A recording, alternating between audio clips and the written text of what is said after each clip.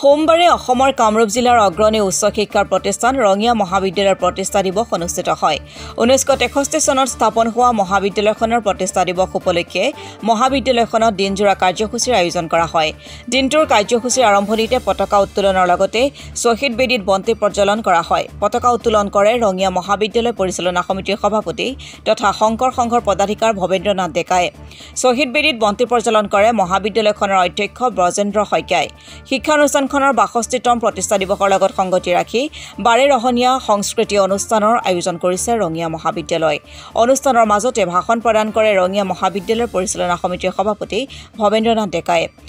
ৰঙিয়া মহাবিদ্যালয়ৰ জ্যেষ্ঠ কৰ্মচাৰী অনুপ ডেকাই আধৰা অনুষ্ঠানত বৰ্তমানৰ ছাত্ৰ-ছাত্ৰী প্ৰাক্তন ছাত্ৰ-ছাত্ৰীসকলৰ লগতে মহাবিদ্যালয়খনৰ অধ্যাপক অধ্যাপিকাসকলেও উপস্থিত থাকে আমাৰ আজি ৰঙিয়া মহাবিদ্যালয়ৰ প্ৰাংগণত আমি উপস্থিত আছোঁ এইখন এখন ৰঙিয়াৰ ভিতৰত ঐতিহ্যমণ্ডিত এখন উচ্চ শিক্ষাৰ অনুষ্ঠান এটা সময়ত গোটেই আনডিভাইডেড কামৰূপৰ উত্তৰ কামৰূপৰ ভিতৰত মাত্ৰ দুখন মহাবিদ্যালয় আছিল তেতিয়া নলবাৰীটো আমাৰ কামৰূপৰ ভিতৰতে আছিল নলবাৰীত এখন মহাবিদ্যালয় আছিল আৰু 1963 চনৰ 5 আগষ্ট তাৰিখে আমাৰ ৰঙিয়াৰ পুৰুষসকলে স্বপ্নদ্ৰষ্টাসকলে এইখন ৰঙিয়া মহাবিদ্যালয় প্ৰতিষ্ঠা কৰিছিলে আজিৰ দিনটোতে আজি ইতিমধ্যে 61টা বছৰ পাৰ কৰি আজি 62 বছৰত ভৰি দিছে আমাৰ ডায়মণ্ড জুবিলি হ'বলৈ গৈ আছে আমাৰ চিলভাৰ জুবিলি ইতিমধ্যে হৈ গৈছে গোল্ডেন জুবিলি হৈ গৈছে আৰু আজি ডায়মণ্ড জুবিলিত প্ৰস্তুতি চলি আছে এনেকুৱা এটা শুভক্ষণত আজি আমাৰ ইয়াত বিভিন্ন কাৰ্যক্ৰমণিকাৰে আজি প্ৰতিষ্ঠা দিৱস পালন কৰা হৈছে আমাৰ পুৰুষসকলক যিসকলে স্বপ্নদ্ৰষ্টা আছিলে আমাৰ ৰঙিয়া গোটেই উত্তৰ পূব মানে উত্তৰ কামৰূপৰ এই অঞ্চলটোত বিশাল এটা অঞ্চল হিমালয়ৰ পাদদেশলৈকে বিস্তৃত হৈ থকা অঞ্চল তেতিয়া আমাৰ কোনো মহাবিদ্যালয় ইয়াত নাছিল পূব কামৰূপ মহাবিদ্যালয় নাছিল উঠিমৰে মহাবিদ্যালয় নাছিল আৰু গৌৰেশ্বৰ মহাবিদ্যালয় নাছিল তামোলপুৰত মহাবিদ্যালয় নাছিল কেৱল এই ৰঙিয়াৰ এইখন মহাবিদ্যালয় এক বিস্তৃত অঞ্চলৰ আমাৰ যুৱক যুৱতীসকলক উচ্চ শিক্ষাৰ পোহৰ দিছিল আৰু ইয়াৰ পৰা শিক্ষা লৈ পেলাই জীৱন তেওঁলোকে গঢ়িব পাৰিছিল আৰু বিভিন্ন ক্ষেত্ৰত আগবাঢ়ি গৈছিলে আৰু তেওঁলোকে আলোকৰ সন্ধান পাইছিলে গতিকে আজি আমাৰ এই যোৱা 61টা বছৰে আমাৰ মহাবিদ্যালয়খন বহুখিনি আগবাঢ়ি গ'ল ইয়াত হাজাৰ হাজাৰ ল'ৰা ছোৱালী আছে ইয়াত বৰ্তমানৰ যিবিলাক ছাত্ৰ ছাত্ৰীসকলৰ যিবিলাক মানে শৈক্ষিক ক্ষেত্ৰতেই হওক বৌদ্ধিক ক্ষেত্ৰতেই হওক ক্ৰীড়াৰ ক্ষেত্ৰতেই হওক বা সাংস্কৃতিক ক্ষেত্ৰতেই হওক বিভিন্ন দিশত ইয়াত সুনাম অৰ্জন কৰিবলৈ গৰিমা কঢ়িয়াই দিবলৈ সমৰ্থ হৈছে আটাইতকৈ ডাঙৰ গৌৰৱৰ কথা যে এটা ৰাষ্ট্ৰীয় পৰ্যায়ৰ খেলত আমাৰ ইয়াৰ এজন ছাত্ৰই এটা গ'ল্ড মেডেল লৈ আহিছে সুদূৰ পঞ্জাৱৰ পৰা গৈ পেলাই তেনেকুৱাবিলাক আমাৰ কৃতিত্ব ইয়াত আছে এইবাৰ আমাৰ ভূটানীৰ পৰা স্নাতকোত্তৰ পৰীক্ষা MSc পৰীক্ষা দি 10জন পৰীক্ষাৰ্থী আছিলে এজন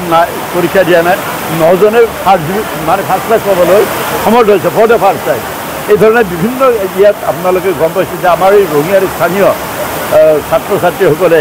আমাৰ বিশ্ববিদ্যালয়ৰ গুৱাহাটী বিশ্ববিদ্যালয়ৰ আণ্ডাৰত যিবিলাক পৰীক্ষা চলিছে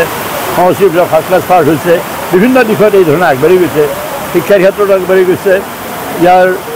সংস্কৃতিৰ ক্ষেত্ৰত আগবাঢ়িছে বিভিন্ন ক্ষেত্ৰত আগবাঢ়ি গৈছে আমাৰ ভৱিষ্যতৰ যুৱ প্ৰজন্ম গতিকে এইসকলে আমাৰ আশা ভৰসাৰ স্থল আমি আশা কৰিছোঁ যে মহাবিদ্যালয়খনৰ গৰিমা আৰু বৃদ্ধি হওক আৰু ইতিমধ্যে এইখন PG কলেজলৈ উন্নীত হৈছে আৰু PG ব্লক আপোনালোকে হৈ গৈছে দেখিছে আৰু অসম চৰকাৰে আমাৰ মাননীয় অসম চৰকাৰে এনেকুৱাকৈ আমাক এখন মানে চাৰ্কুলাৰ দি আমাক জনাইছে যে আমি সকলোবিলাক ছাবজেক্টতে 3টা ষ্ট্ৰীম চলি আছে ইয়াত আৰু তাত ভোকেশ্যনৰো আছে 4টা ষ্ট্ৰীমে ধৰিব পাৰি ইয়াত আৰ্টছ আছে ছায়েন্স আছে কমাৰ্চ আছে আৰু ভোকেশ্যনেল ছাবজেক্টবিলাক আছে আমি অন্ততঃ আৰ্টছ ছায়েন্স আৰু কমাৰ্চৰ সকলোবিলাক ছাবজেক্টতে আমি PG কোৰ্চ চলিবৰ কাৰণে আমাক সেই পাৰ্মিশ্যন ইতিমধ্যে দি থৈছে ক্ৰমাগতভাৱে চলি থকা হৈছে গতিকে আমি আশা কৰিছোঁ যে আমাৰ এই মহাবিদ্যালয়খনে বিশেষকৈ আমাৰ ৰঙিয়া উত্তৰ কামৰূপ অঞ্চলৰ এই পিছপৰা আৰ্থিকভাৱে পিছপৰা মানে নিম্ন মধ্যবিত্তই হওক বা মধ্যবিত্তই হওক এইসকল লোকক এটা জ্ঞানৰ পোহৰ দিছে আৰু জীৱন গঢ়িবৰ কাৰণে সুযোগ দিছে আমি আশা কৰিছোঁ আমাৰ মহাবিদ্যালয়খনে আৰু আগবাঢ়ি যাওক আৰু ভৱিষ্যতে এখন ৰুৰেল মানে বিশ্ববিদ্যালয়লৈ ৰূপান্তৰিত হওক তাকে কামনা কৰি ৰঙিয়া বিশ্ববিদ্যালয়ৰ কামনা কৰিছোঁ। আমাৰ সকলো ৰাইজলৈ আৰু ইয়াৰ পূৰ্বপুৰুষসকললৈ আমি শ্ৰদ্ধাঞ্জলি নিবেদন কৰিছোঁ। ধন্যবাদ। মই প্ৰথমে আজিৰ এই প্ৰতিষ্ঠা দিৱস উপলক্ষে ৰঙিয়া মহাবিদ্যালয়ৰ পৰিয়ালৰ সকলো সদস্যক তথা ৰঙিয়া ৰাইজক মই সকলোকে আন্তৰিক অভিনন্দন জনাইছোঁ। ৰঙিয়া মহাবিদ্যালয় এখন সকলোৰে আশাৰ অনুষ্ঠান আৰু ইয়াৰ ওপৰত গোটেই উত্তৰ কামৰূপ নহয়, বৰ্তমান আমাৰ গোটেই অসমৰ ছাত্ৰ ছাত্ৰী ইয়াত আছে।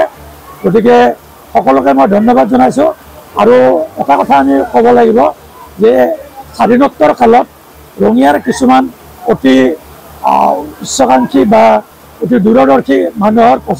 প্ৰচেষ্টাৰ ফলত এই ৰঙিয়া মহাবিদ্যালয় স্থাপিত হৈছিল। আৰু বৰ্তমানলৈকে সেই ৰঙিয়া ৰাইজৰ মই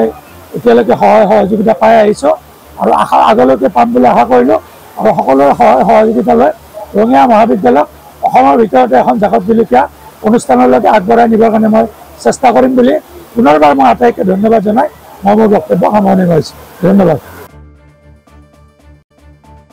ৰঙিয়াৰ পৰা হুছেইন আহমেদৰ ৰিপৰ্ট, অসম টুডে।